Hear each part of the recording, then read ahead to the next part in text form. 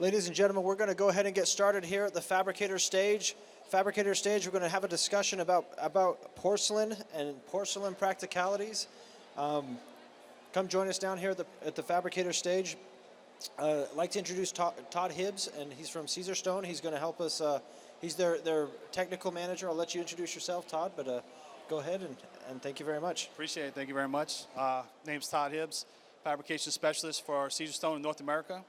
I've been in fabrication 14 years. I own my own shop, 8 of it. So what we'll do today is talk a little bit about porcelain, installations, applications, stuff like that. So a couple of beauty shots that show you what you can and can't do with porcelain. The pit cooking's really cool, real popular now. So porcelain surfaces, extremely hard, heat resistant, modern designs. So everybody loves that, right?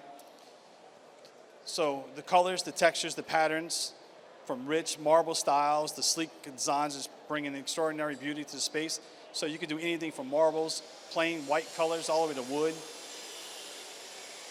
So some of the benefits of porcelain: extreme heat resistant, stain resistant, scratch resistant, non-porous, indoor, outdoor, perfect for that. Superior strength on a good substrate, reliable fabrication and installation, especially with the mesh backing we're going to talk about.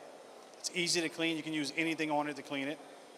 Environmentally friendly and hygienic. So great for like doctor's offices, hospitals, anything, food industry.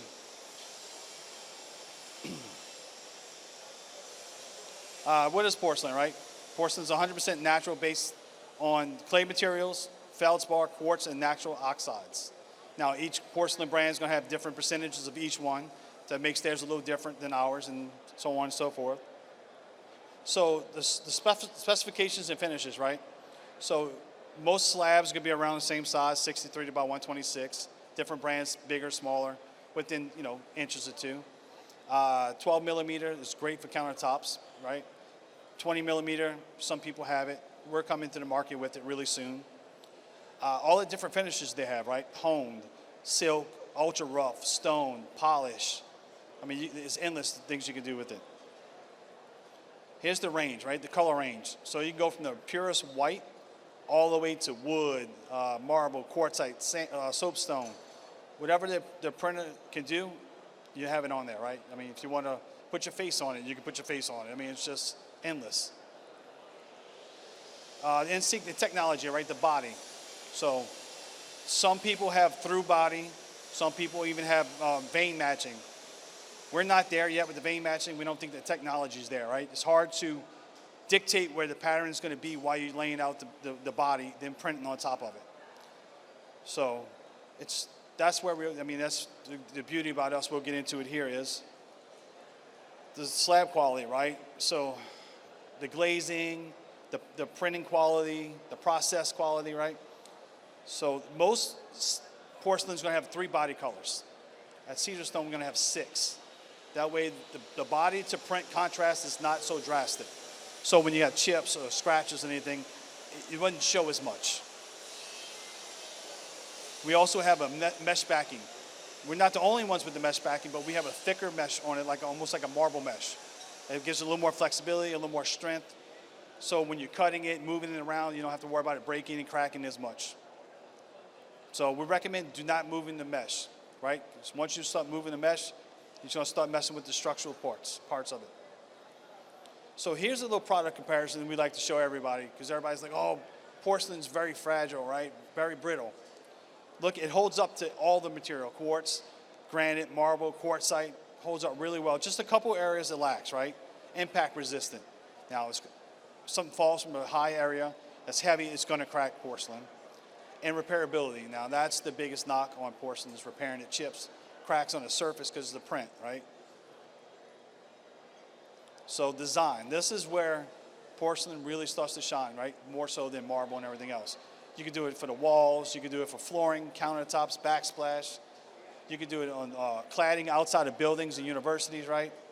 In the retail sector, which we're really seeing take off now is like yachts and boats and airplanes, right? And RVs, small surfaces where space is a premium. Because what it does is, so when you have a kitchen, right, and you got 22 inches, 30 inches, 36 inches of stove, Now with InvisiCook and porcelain, now now it's all countertop. So when you're not cooking, you can start putting stuff on top of it. It's not, you got more space for stuff, right? So it's great for InvisiCook, pit cooking, gas fire pits, even your little docking stations for your phone in your kitchen, right? Everybody's really starting to do that now with wireless technology. Outdoor living is my go-to when I'm selling porcelain. It is perfect for that, right? UV resistant, stain resistant, it's non-porous, it's durable. I mean, the list goes on of different things you can do with it, the color, right? You can do concretes. You can make it look like wood. I mean, this is where it shines.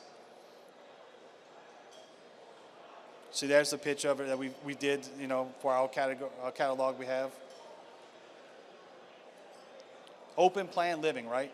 Since COVID, everybody wants to work from home. So this helps you transition from your workspace to your kitchen to your living space, so you can kind of tie in your whole kitchen to, like here, a potter, right?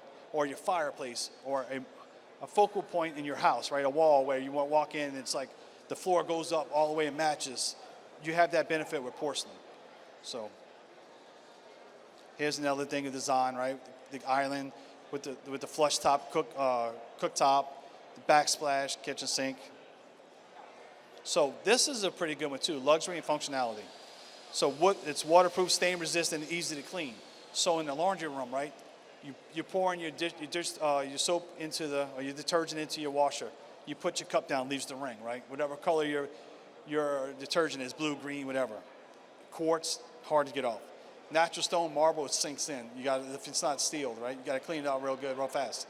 But with porcelain, you go in there with your Mr. Clean eraser and some barkeeper's friend, comes right off. Or even soap and water, it comes right off because it's non-porous. It doesn't seep down. So I'm going to play a little video for you guys. And this sells Caesarstone, of course, because that's what I work for. But it gives you an idea how the new porcelain is easy to work with. It's not the old porcelain of old, right? Where you barely touch it with a saw. It cracks and pops and chips. So.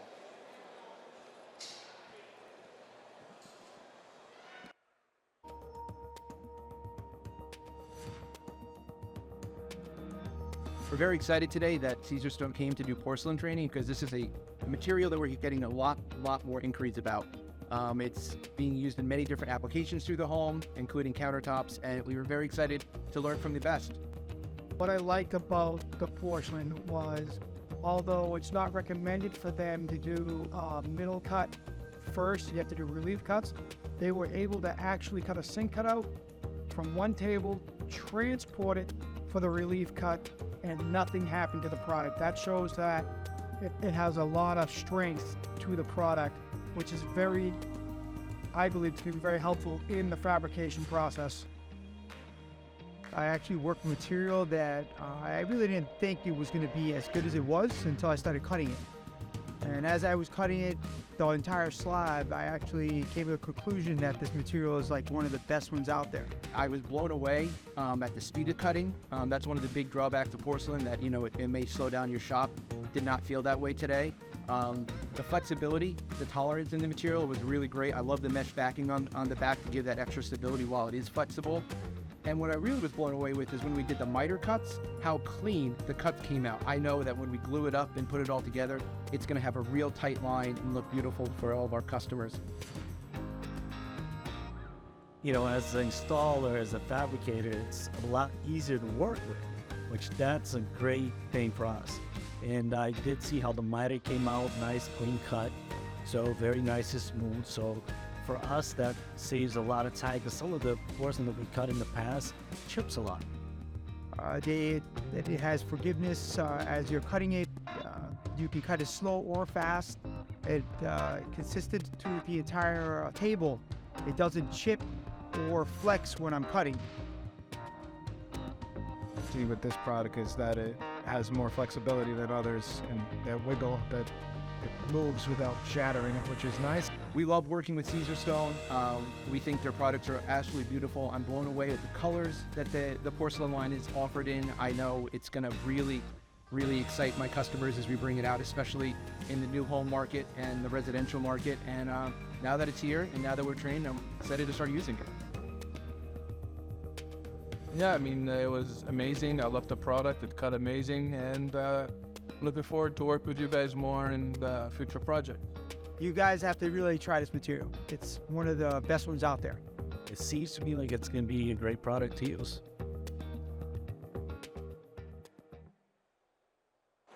Still got it a little bit more.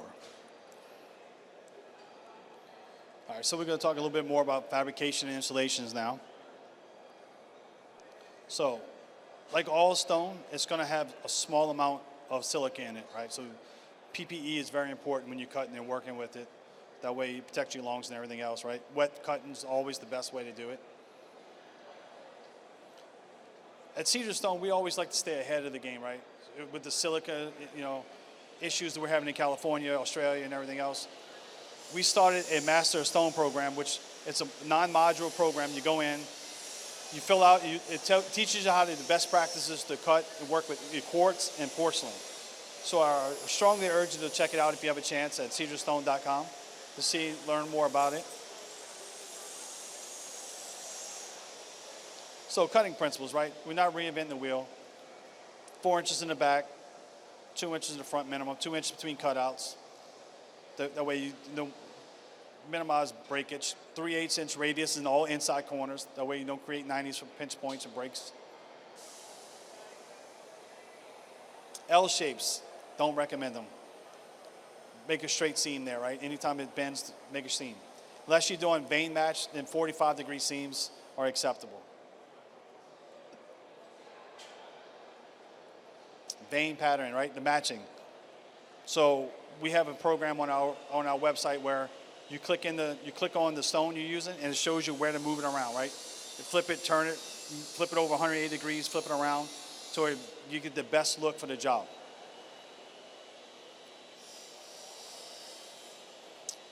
All right, so installing single thickness edge porcelain on open cabinets or full subtop cabinets, right? You can do single thickness edges on open cabinets with support every 24 inches. Overhangs. One overhang in the back or the side is 12 inches on single thickness without support. Now, if you have more than one overhang, it's 10 inches without support. Outdoor kitchens, we talked a little bit about this earlier, right? This is where porcelain really shines. When you do it, use UV resistant adhesives. Remove the mesh 4 inches all the way around so it doesn't catch on fire.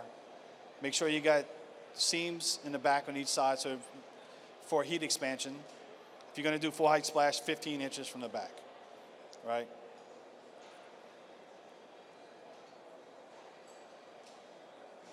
There we go. Cleaning. Pretty self-explanatory, right? Just don't use any hydrochloric acid. Anything else you can use.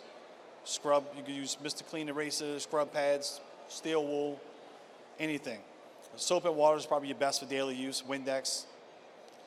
So with adhesive cleaning, I always recommend taping the seams because the oil from the glue and adhesives will stain the material where you have to take a little bit more extra time to get it out, right? Special products and stuff, but it does come out.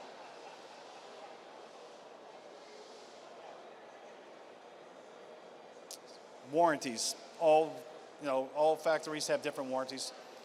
Since Caesarstone is a countertop first company, we came out with our porcelain as countertop material. So therefore, we put it through the same test that we do our quartz. Strength, durability, impact test, everything. And we are so convinced that our material is good enough for this that we're standing behind it with a lifetime warranty. So. Any questions or anything else? No questions? Oh, I like this. Uh-huh.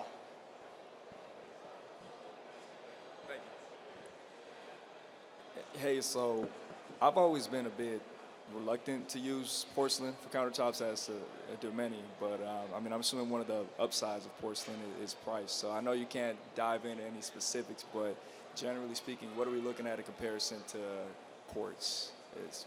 So it is very competitive to quartz.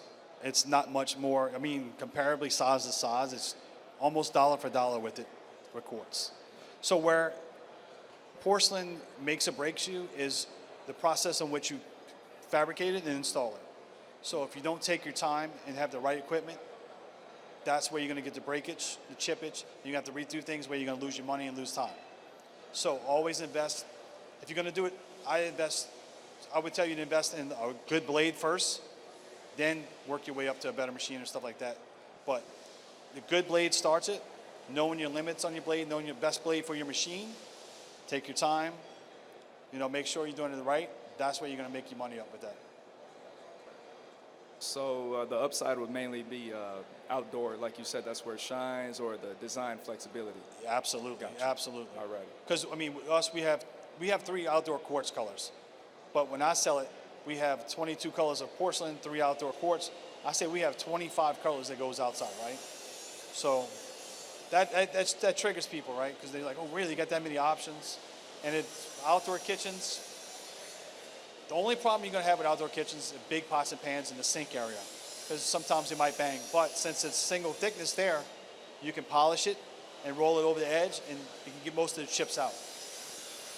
All right, that's about all I had. Thank you. Okay. So, quick question, Todd. I'd be curious, as you've gone to shops and seen different issues with people fabricating porcelain, what are some of the top things that you look into? What are some of the top issues that you see, and then how do you solve them? So we just came out with porcelain a year ago, and we've sold, I'm up to date now, I think 600 and more, a little more of 600 slabs. We've had 3 warranty issues, and we're all at the shop, and they were all cutting on the table, but they didn't clean the table completely.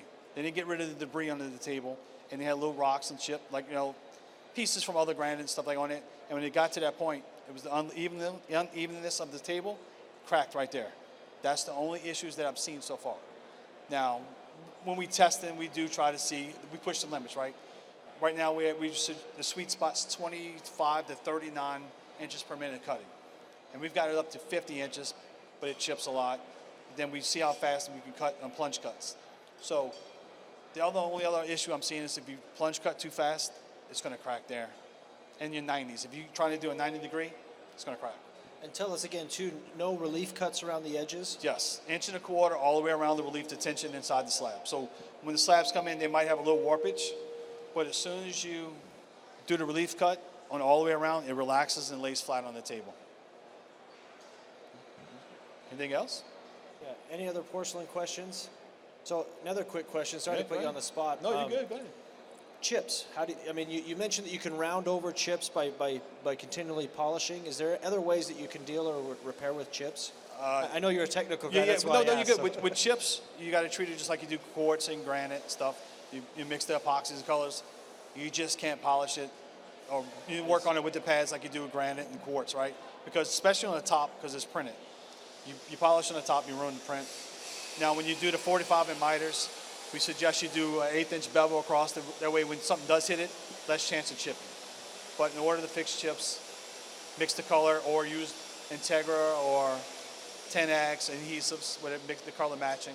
So Perfect. And what type of do you use a cartridge glue to seam it together? yes, I suggest doing acrylic glue, like an acrylic cartridge. That way, it holds better with the porcelain, right? It better bind. Perfect. Any other porcelain questions? Perfect. Good.